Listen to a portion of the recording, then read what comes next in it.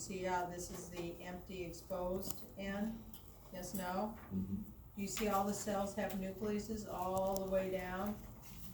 Yes, no? Mhm. So this down here is your basal layer.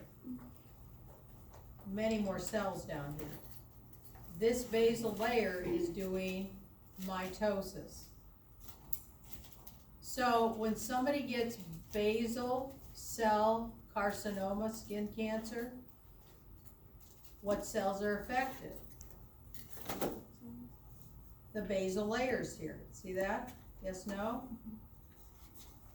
And if these are affected, they make cells, because their job is to do mitosis and make new cells. And then the cells migrate up to the surface, and eventually they're sloughed off. If you have cancer in these cells from repeated UV exposure, right, in the sun, these cells will not do mitosis right, so now you'll have a patch that doesn't look normal. The skin doesn't look normal. And you've seen that on people, yes, no?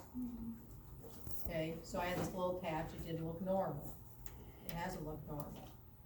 So they tried all kinds of stuff. Now, it might be basal cell, it might not be, not that big of a deal. Basal cell's not that big of a deal, yes, no? Because why not?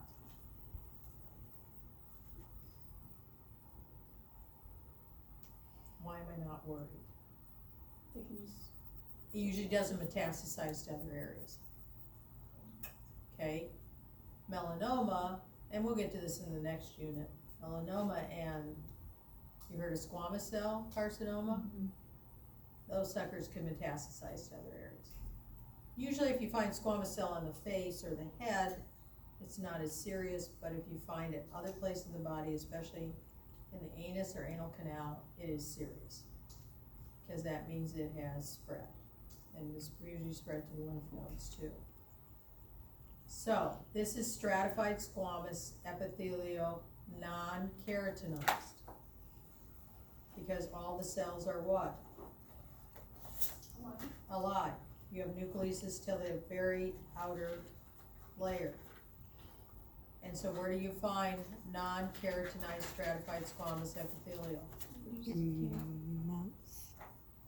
Oral cavity, lining your oral cavity, lining your pharynx, your throat, most of your esophagus, right? Vagina, anal canal, ring a bell? Actually, it's stratified squamous epithelial non-keratinized. Non-keratinized. You can write it many different ways. I mean, you could write non-keratinized stratified squamous epithelial, as long as you got all of that in there, somehow, some way. Good, yes, no? What else do we need? What was the function and location? Okay, what do you think the function is? Protection. Anytime you have stratified, it's protection.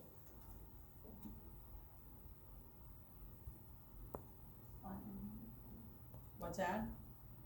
They're just flat cells that are alive, many layers.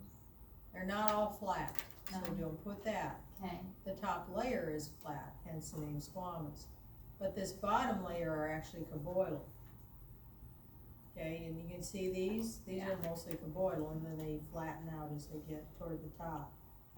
So you really have different shaped cells. And I usually never ask that. They call it stratified squamous because these top layers, see how they're flattened Right. here, they're not flattened here? They become squamous cells, or squamous shaped cells, okay? But I think if, you know, you just need to put different ones because otherwise it confuses the issue. Anything else on that chart? Are we good? Would you say the location was?